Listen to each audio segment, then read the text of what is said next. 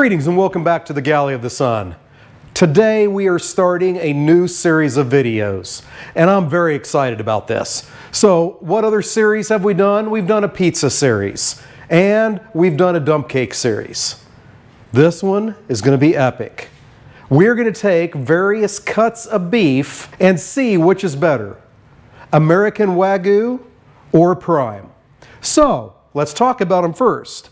American Wagyu. Wagyu beef has to come from Japan, and both mama cow and daddy cow are both of the Wagyu breed.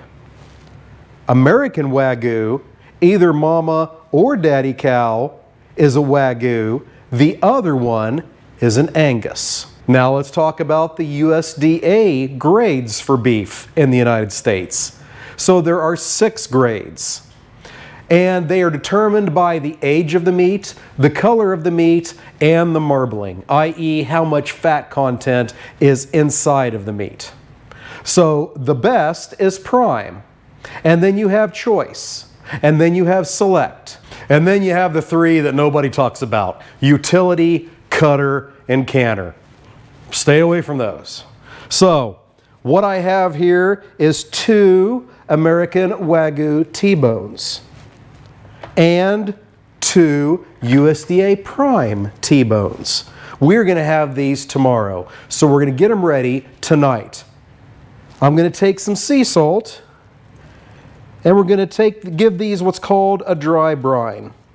So we're going to sprinkle that salt on there, pretty decent amount, on a wire rack. What this is going to do is it's going to pull some moisture out of the meat, intensifying the flavor.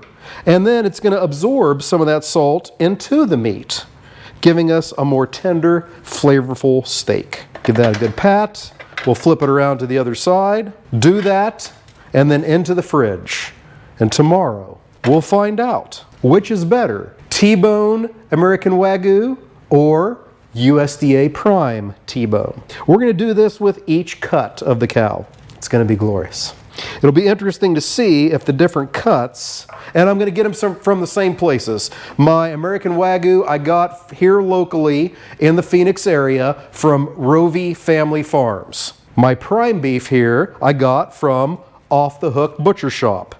And we will continue to do that through the entire series, so it's always fair. All right, they're salted, into the fridge for 24 hours. Tomorrow we will eat fine. See you then.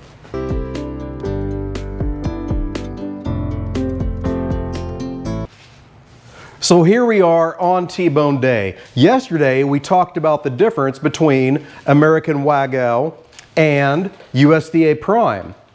Today let's talk about the T-bone itself. So the T-bone comes pretty much from the center of the cow in the short loin, as you can see here.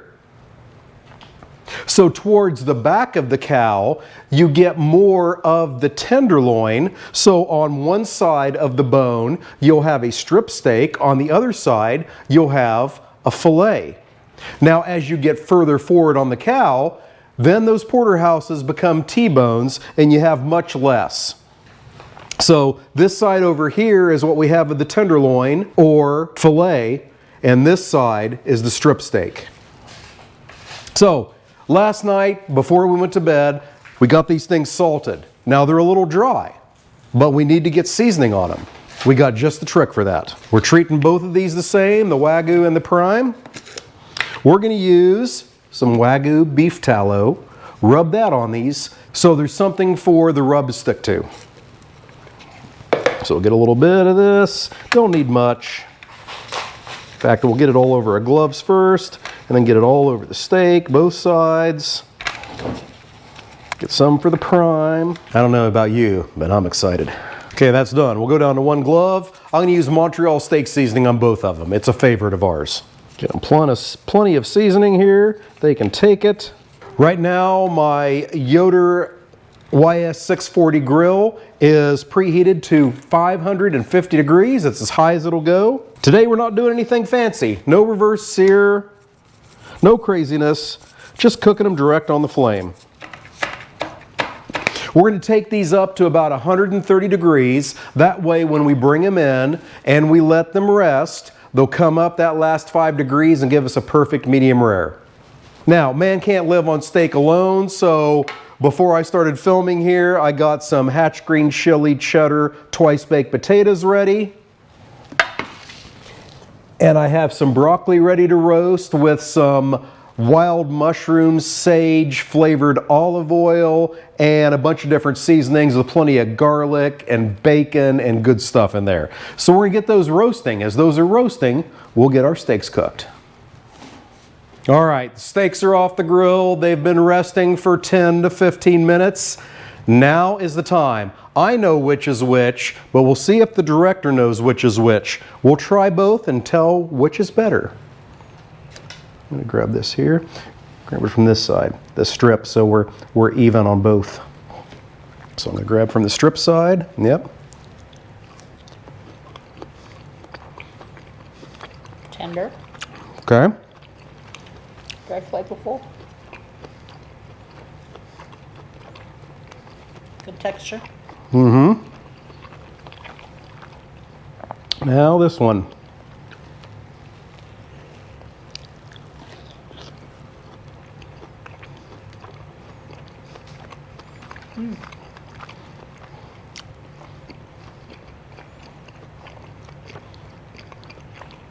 A little more chew. Which one you think's better? I like this one better. This one here? Mm-hmm. So it's actually a split decision. The director likes the Prime.